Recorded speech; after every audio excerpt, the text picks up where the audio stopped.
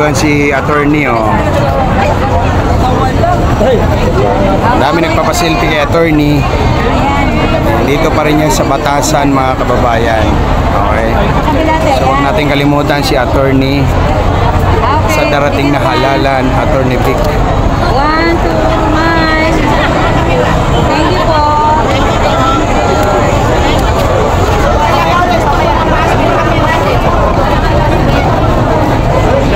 Tignan mo si Ma'am Pam, oh, cameraman na. Oh, yan. Late daw siya. Oh, may fines yan, Ma'am, ah. Joke lang. Iba naman ito.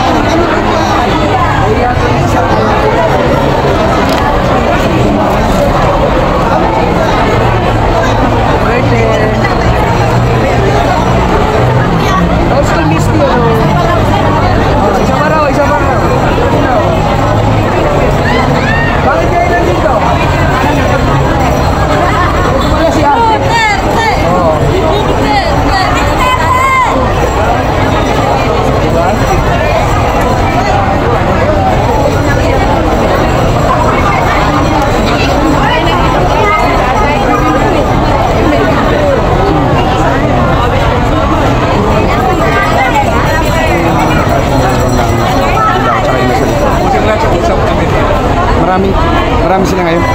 Mahal.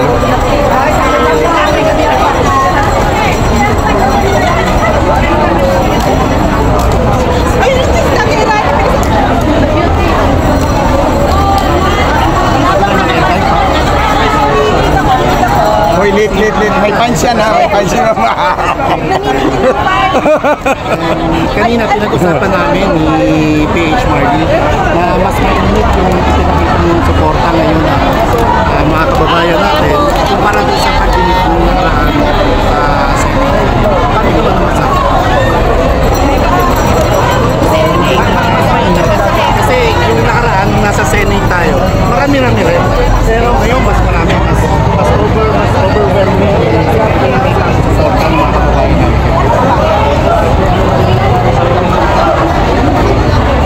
Ganun na lang ako.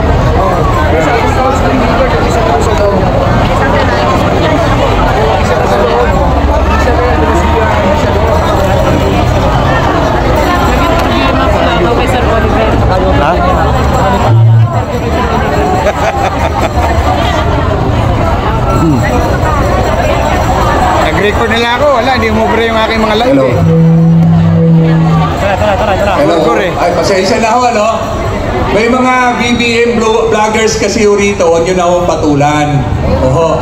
Ang importante po, muli salamat, nandito tayo, hindi tayo bayaran. Tayo nandito para ipagtanggol natin mga susunod na henerasyon natin. Kung biktima man tayo ng hindi tama noon, ito na ho yung panahon na tinatama natin ang pagkakamali po natin. So ulitin ko ho, ha?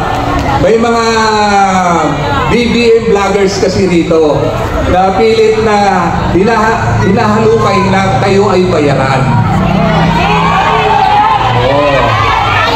Kaya huwag nyo na lang kong patulan dahil disiplinado tayo. Marami sila, marami. At ayan o, dalawa. ulitin ko ho, Hindi kami salamat at may nakita ko tayong pag-asa ng pagbabago. At yung mensahe natin ito, mapapalabas po nila yung mga gustong lumabas na kinikimkim nila ang kanilang damdamin. Sana nakita nila kayo, maging ito'y pampalakas sa kanila na kailangan na talaga na magkaisa na tayo ay lumantat para sa susunod nating henerasyon.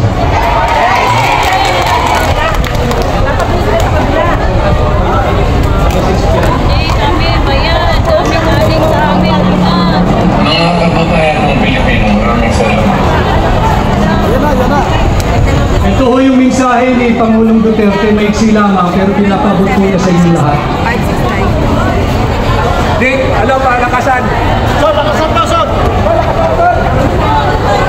Ito po yung pagkatapos ng inyong pagsalubong nung nasa ho ay pumunta na sa loob. Ito po yung kanyang isay sa inyo. Si Pangulong Duterte po ito. Mga kababayan ng Pilipino, maraming salamat. Ayan po, nakita ko ni Tatay Digong panahon po na kailangan niya makita na ang sinugalan niya ay talagang nagmamahal at marunong magbalik na pagmamahal. Mahirap man tayo pero may paninindigan tayo. At sa muli, maraming salamat po dahil ang pagbabago po magsisimula sa atin. At nakita natin kung paano po kayo na-disiplinado. Salamat po, politiko, maraming salamat at mabuhay po kayo. Marami yung nakita ko ngayon, magbubukas ho sa ibang grupo ito na magbibigay katapangan, magbibigay ng pagkakataon na marami palang tumitindig na marami palang hindi mukhang pera. Hindi tayo bayaran.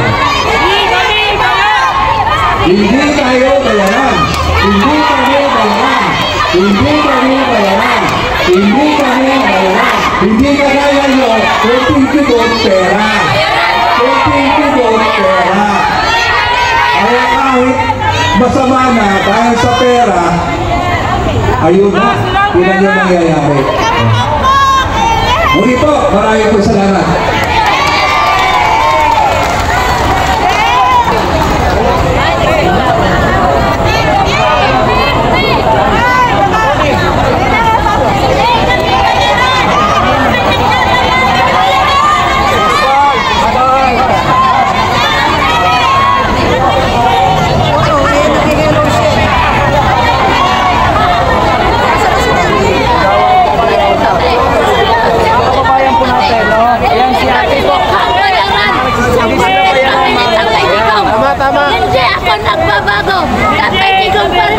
Hindi ako binabayaran.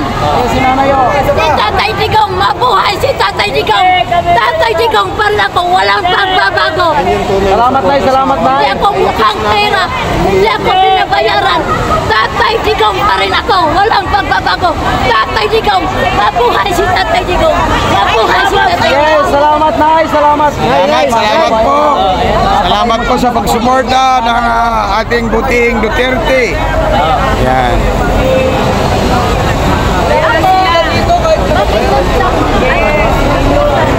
Mahal ko pa rin yung dati kong presidente. Tatay Digong pa rin ako. Yan, mga kababayan. Hindi ako mukhang pera. Tatay Digong pa rin ako.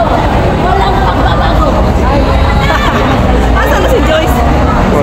Correct, Nay. Pag tayo magpabayad, di katulad ng iba. Nagpapabayad.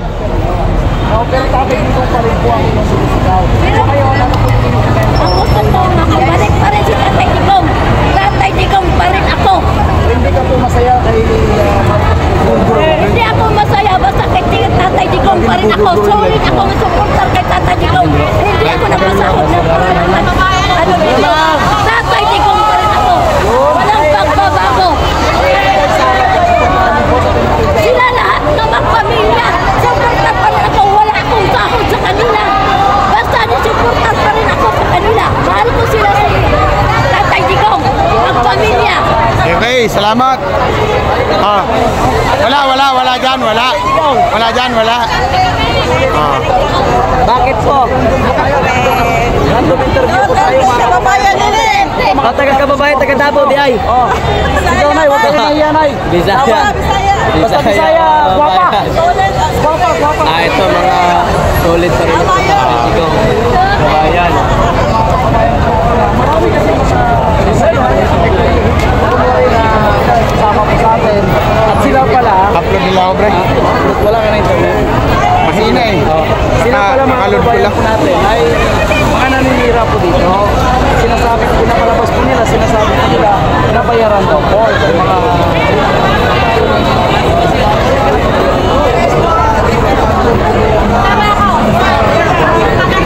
Ready, 1, 2, 3. Kagawad, karika. Ready, 1, 2, 3.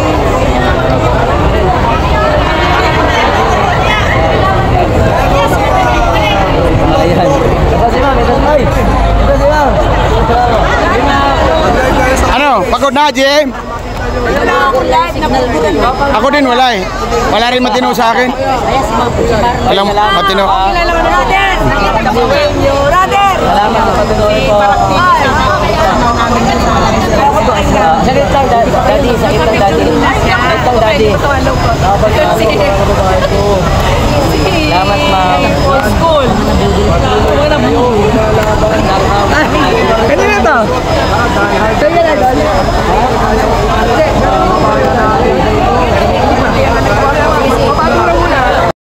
Namin pinapangako ni Tatay Rani, pero kung papayagan po ng seguridad, ng security detail ni Pangulong Duterte, baka po huminto lang siya dito para mag-hi sa inyong lahat.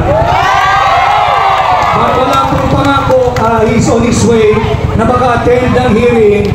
Kung papayagan po ng kanyang security detail, baka sakaling pagka malapit na ho, sasabihan ko kayo, with the permission of Konsehal Tatay Rani, labas po tayo rito para makapagkaway tayo kay Pangulong Duterte.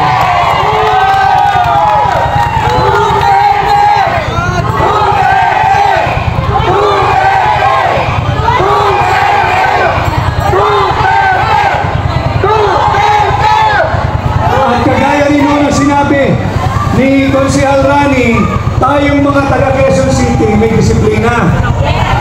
Kaya yung mga hindi taga Quezon City naroon, nagrarally sa labas ng gate ng Batasan.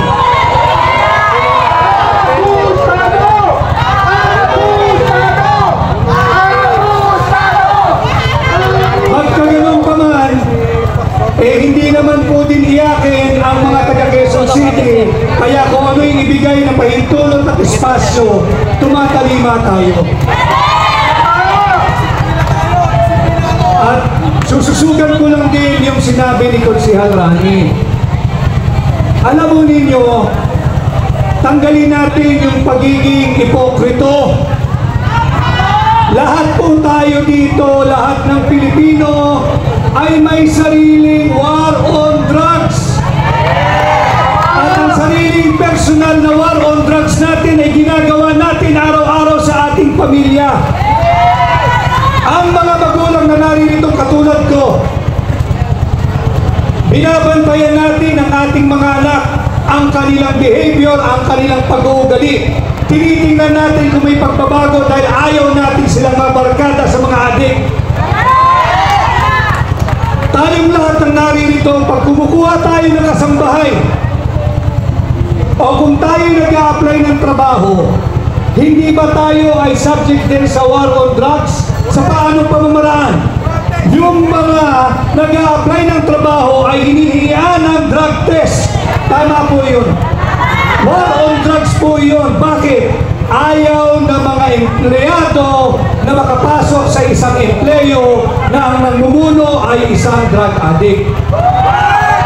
Ayaw din ng isang business owner na ang kanyang mga empleyado ay sangkot sa ipinagbabawal na droga. Hindi mo ba personal war on drugs may tatawag dyan? Yung mga naghahanap ng kasambahay, hindi daw tayo papayag na kumuha ng kasambahay na adik. Hindi mo ba war on drugs din yan? Sapagkat sinisiguro natin na walang papasok sa ating tahanan, walang makakasalimuha ang ating pamilya at mga anak na adik.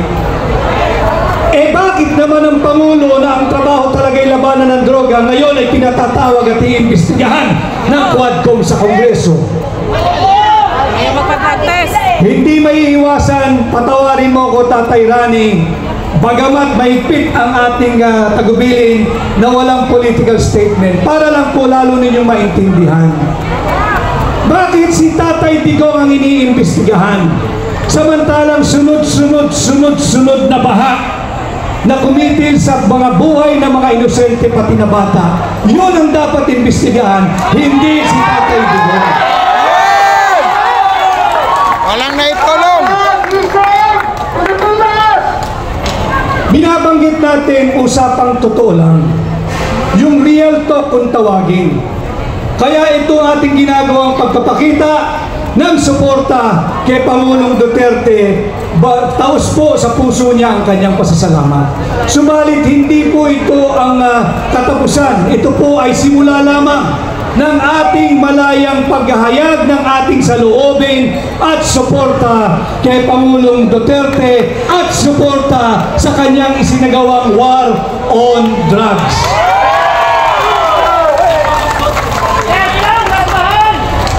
At ganun din ho, alam din naman natin na mahigpit si Pangulong Duterte sa korupsyon. Yun ang dapat imbestigahan, yung mga issue at bagay ng korupsyon, hindi si Pangulong Duterte. At ganun din ho ang ating mga kapulisan. Ang ating mga kapulisan ay nagtatrabaho lamang. Bakit nung tinatrabaho nila, mandato po nila na habulin ang lahat ng drug lords, ang lahat ng drug addict? Bakit naman sila iimbestigahan at ipatatawag sa Kongreso? Ano ba ang gusto nilang trabaho ng ating mga pulis?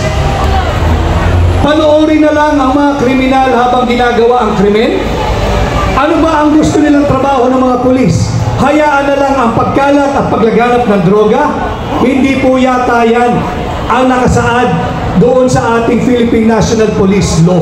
Hindi rin po yata yan ang pangunahing trabaho ng ating Armed Forces of the Philippines at ang ating Philippine National Police.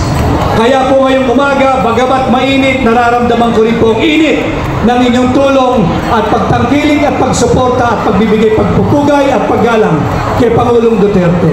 Antayin lang po natin, sana pahintulutan siya ng kanya security dahil base sa aking natanggap na mensahe, gustong-gusto po niyang makipagkamayan sa inyo at magpasalamat.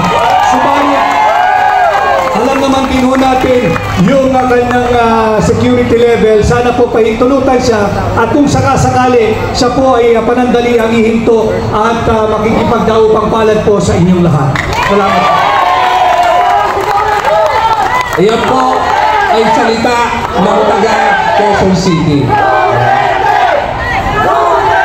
Baka ho, meron kayong istorya, karanasan, nung kapanahonan ni Presidente Duterte ay nagkaroon ng katahimikan at nasalba ang inyong pong sitwasyon.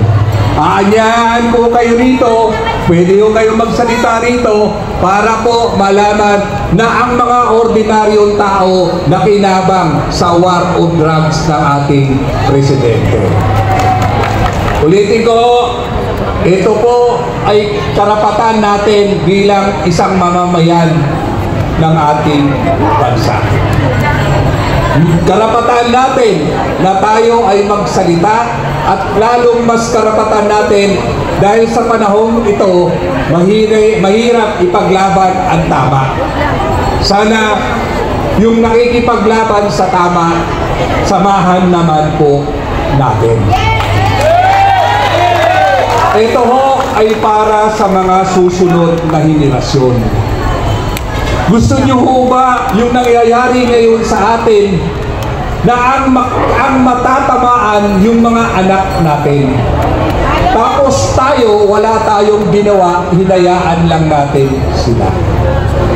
Sisingilin at sisingilin tayo ng ating pagwalang kibo, walang pakikialam. So sana umpisahan po natin sa ating pamamagitan, sa ating karapatan na ang pagsalita ng tama, ang paglaban sa hindi tama ay simulan po natin. Napapansin naman po natin ngayon yung totoong balita, uhaw na uhaw tayo. Buti na lang may mga vloggers na sila ang nagsasabi ng hindi kayang sabihin. Sino ang presidente na lumaban sa mga oligarchs?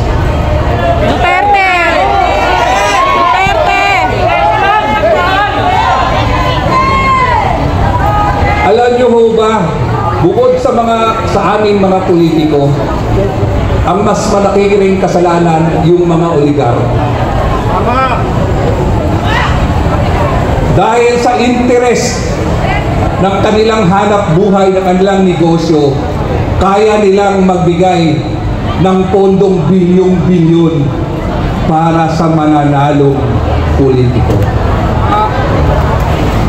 Tingnan niyo ho ang nangyayari sa ating bayan. Lahat pinaglalaruan na lang ng mga politiko. Samantalang 33 years ago, yung ating konstitusyon nakalagay, dapat gumawa ng enabling law ang ating pong mga congressman para sa political dynasty. Wala hong nangyari.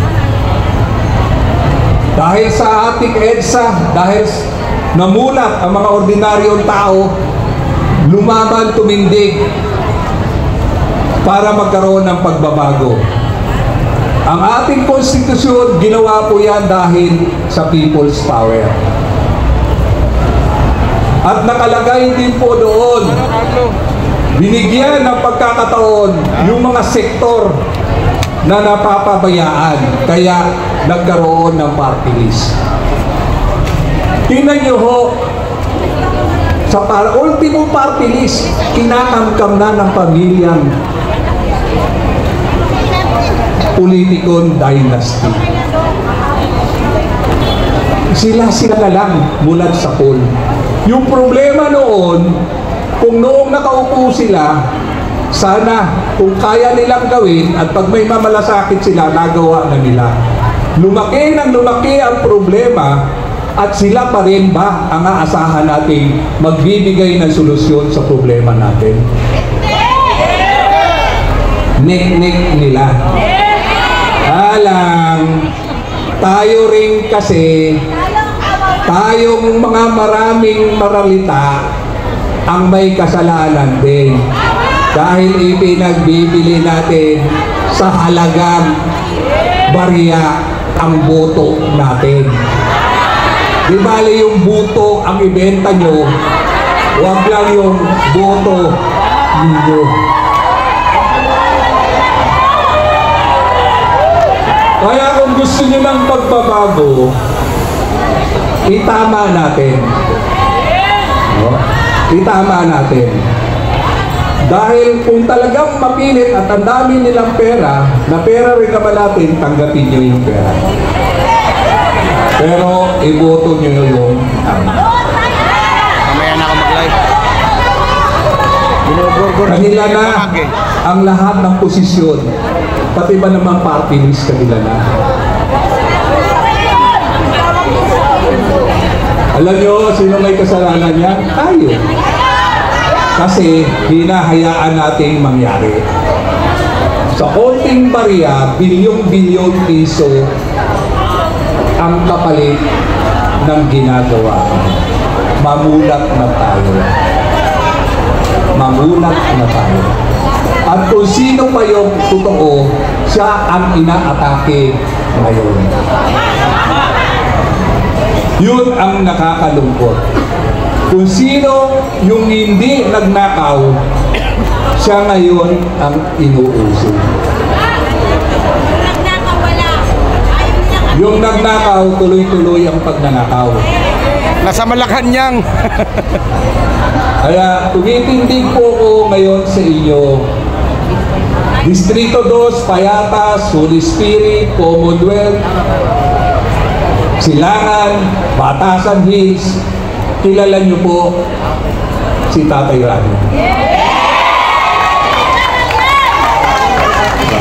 Kaya bilang isang tatay, pinoproteksyonan ang kanyang pamilya. Yan din ang binigay sa atin ni Tatay Digong. Ang Tatay Digong, kita nyo naman po, simpleng buhay, simpleng pamumuhay.